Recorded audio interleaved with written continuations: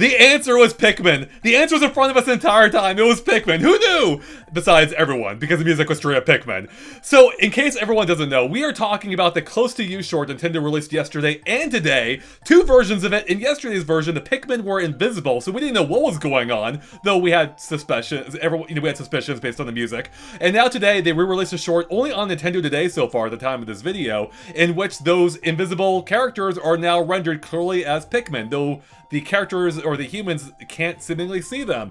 So Nick, I want to talk to you about this, but this whole thing's crazy. The fact Nintendo released a short yesterday, seemingly a cute story between a mom and her baby, and now we know they're Pikmin evolved too. The fact that there's two versions of it, the fact that there's only one of them now is only on Nintendo Today, and what we think this means in general for Pikmin or otherwise. Nick, what do you make of this?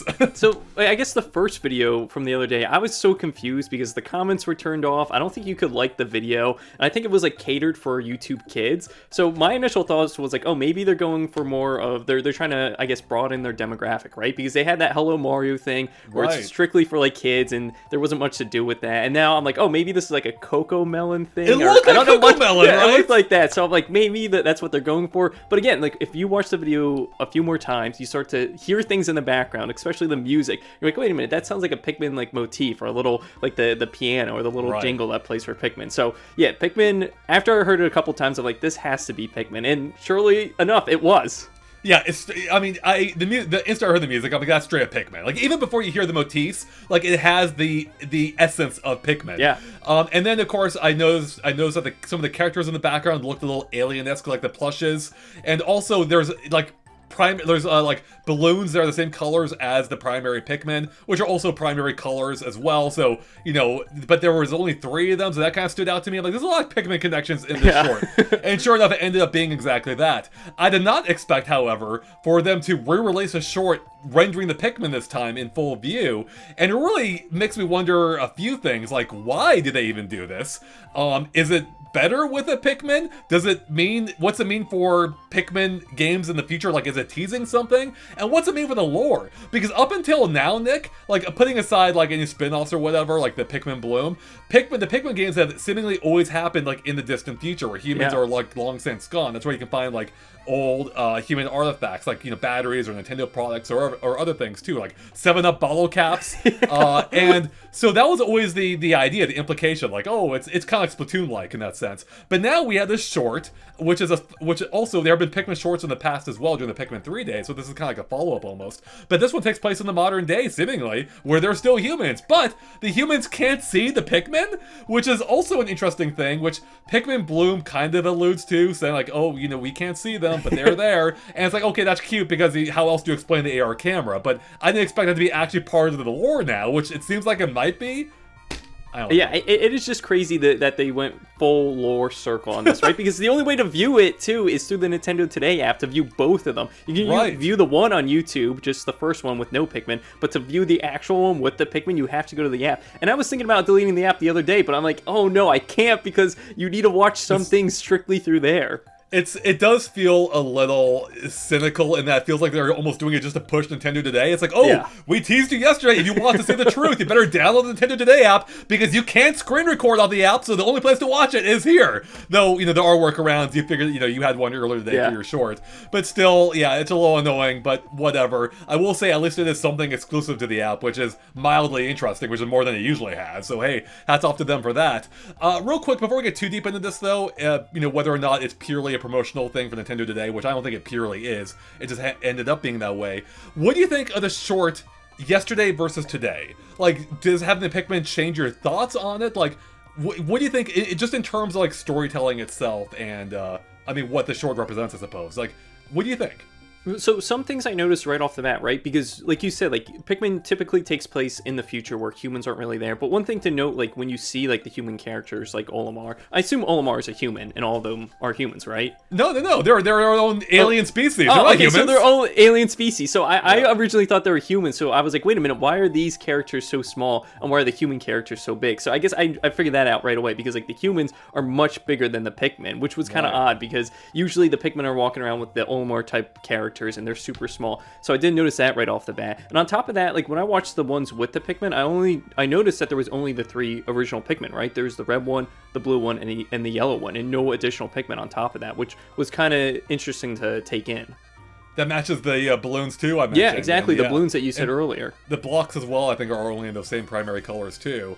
Yeah, it's interesting. They're almost like those 3 are almost like the Gen 1 Pokemon, right? The ones that Nintendo always goes back to. But I mean, what do you think it's better with Pikmin? Do you think it made the short better, or? Yeah, I enjoyed it more because it gave it more context. I'm like, why am I just watching this baby chase a Binky around? Like, I was kind of confused again. Like, I was like, wait a minute, is this like a Cocomelon thing? Are they trying to get kids into Nintendo early, just like with the Hello Mario? But once I saw the Pikmin there, I'm like, oh, I'm on board. I love Pikmin. Like, I have a good time with them. I have kind of mixed thoughts on this. So for one, a lot of people were speculating yesterday, oh, it's just like maybe Nintendo, like, it's just a test short they did to test out their Nintendo Pictures company that they acquired a few years ago and turned it into Nintendo Pictures, I believe it's called. And I'm like, no, Nintendo doesn't do anything without a good reason. They're like, this is obviously tying into something. Maybe not a specific product, but definitely part of the IP. Nintendo's all about IP these days. Yeah. They always have been. They're especially these days. Hence why Super Nintendo World exists, why they're making movies. It's like this obviously ties into something. And of course, as we suspected, it was Pikmin. I don't know if I expected to be this explicit, especially this soon. And I'll be honest with you, Nick, I think it was almost a little bit more interesting before we knew it was Pikmin. Yeah, right? Do you agree with that, at least? That it was... Yeah, so, I mean, I think I was more on board when I saw the Pikmin, but before, I think the curiosity struck me when I first saw it, and I'm like, what is this? Again, like, it was so short of a turnaround from, like, one day to another. Like, I wish they kept it out a little bit longer, but I guess we have to wait to figure out what it's actually catering towards next. Like, is it a game? Right. Is it actual shorts? Is it a movie? Like, we still have no idea what it could be. Like, given the short turnaround, like the 24 hours, which I agree, they could have probably let it sit for a little bit longer, because 24 hours is not necessarily a whole lot of time. I am kind of inclined to think that maybe there are plans being announced sooner than later about whatever's happening next for Pikmin, whether it is more shorts or a game or a Switch 2 edition or something. But I don't think they did this completely randomly. I think it does mean they have big plans for Pikmin, and I think most likely a Pikmin 5 at this point, or a Pikmin successor or spin-off or something. I do want to touch on, though, real quick, the storytelling element, because I will say my initial reaction yesterday was like, oh, this looks like some Cocomelon nonsense. I didn't realize it was Nintendo at first. I thought they were promoting some third-party game, that was using like a pre-rendered trailer. And but after I watched it, I'm like, that was actually really cute. You see a mom almost miss her child's first steps because and it's only doing those first steps in pursuit of the thing it wants, being this mysterious magic Binky, yeah, right, Binky, and then you see, and then the baby falls trying to catch it, and the mom catches the baby, and like it's just a really cute, heartwarming story. But then when you introduce a Pikmin, it kind of detracts from it. Like now, when the baby's falling, your focus is on the baby. It's focused on the yellow Pikmin's about to crush, right? And so the mom catching the baby doesn't feel nearly as impactful. And so it almost feels a little like cynical to me. Like they took this really heartwarming story and just slathered on the IP. All the IP butter. And it does take away a little bit. I'm like, oh, this is such an earnest thing before, and now it's just more IP slop. Not to, that's maybe a little extreme. But yeah, I thought it was just fundamentally more interesting when I'm like, oh, Nintendo's actually doing something with a story. And now we're like, oh, it's a way to promote more Pikmin, and granted, Pikmin needs all the promotion they can get, but still, I don't know. That's why I'm kind of mixed on it in general. Yeah. Maybe I'm alone on that, but...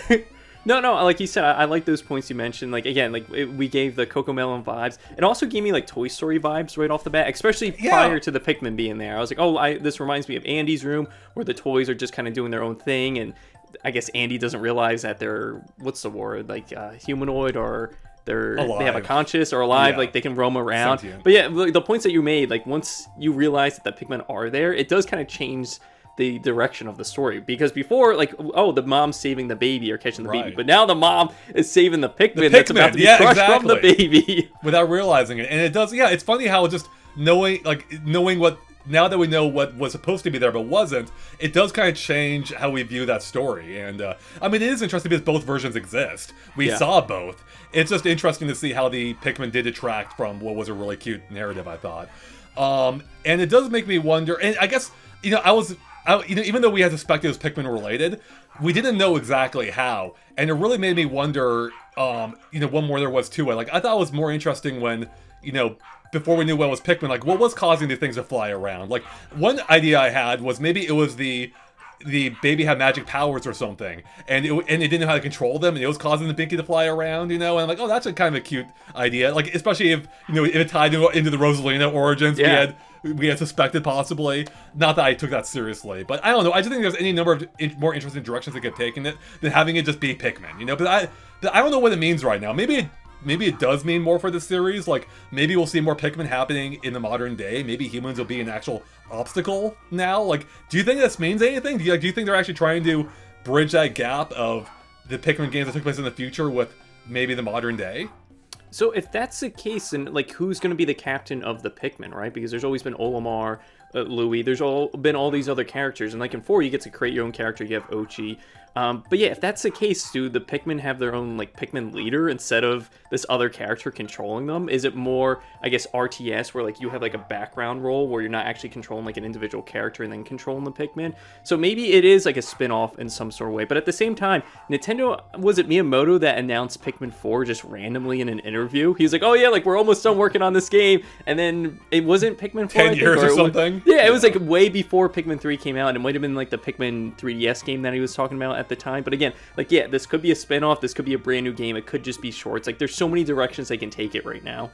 You know, I do like the idea, like, because Nintendo always operates from, like, a gameplay-first philosophy, yeah, right? I don't think the short necessarily means anything. It may not influence the games at all. But if it did, if we know that the Pikmin are invisible to humans, and we know they can work, without being bothered by the humans, but if your character isn't invisible to the humans, like, if you still play as, like, an Olimar-like figure, and you have to, like, sneak around while stealthily saying Pikmin to do stuff for you, that could be kind of interesting, right? That could kind of change the dynamic a bit, where now you have this different obstacle as Olimar or whoever you're playing as, that you have to worry about, whereas a Pikmin don't, but the Pikmin, of course, are vulnerable to enemies, whereas Olimar isn't really himself. So, that could be really, or different types of enemies. Although I guess then you have the issue of, are those enemies also invisible to humans? Like, I don't know. Maybe it does complicate things a bit.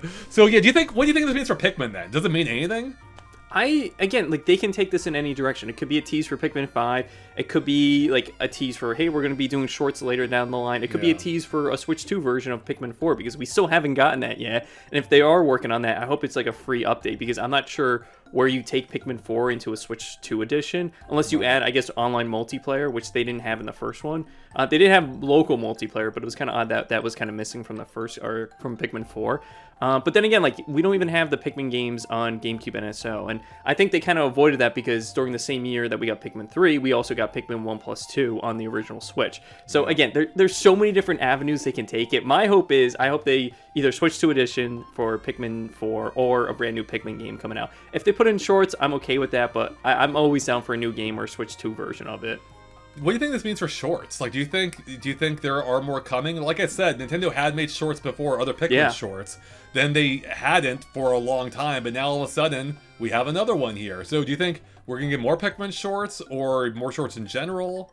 I think it's definitely possible, and my fear for this, if they go in the short direction, is that they're tied to Nintendo Today. Like, that's the only way you can watch them. They don't upload them to their YouTube. If they do, it's maybe like 4 or 5 years from now, where people are like, hey, I remember watching this on my Nintendo Today app. Like, why is Nintendo finally uploading this?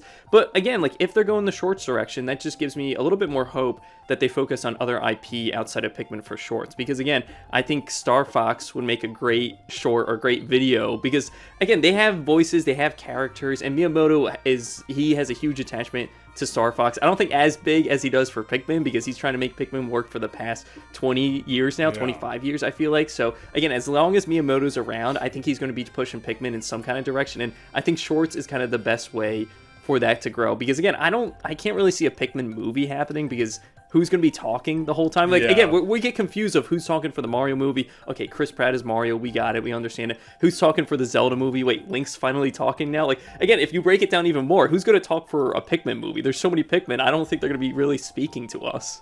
Yeah, the weird thing is, I can't imagine this existing in a vacuum. Like, I think there has to be more shorts at the least coming, but I also agree, I don't think it's teasing a movie or anything. I mean, the animation itself, it's good. It's definitely not movie quality. Like, some people are like, is this like teasing like a new Illumination film? I'm like, for as relatively cheap as Illumination animation is, like, this doesn't look anywhere near even their worst looking films, It's still good, though, don't get me wrong. It's a good looking short. It's just clearly, it didn't have a movie budget or anywhere near a proportional budget. So I do hope, though, like, I would like to see more shorts, and I hope it extends beyond just Pikmin. I don't know how much more, I mean, yeah, I don't know. Yeah, I don't know what more you can do with Pikmin, but I guess having this maybe human angle opens the doors.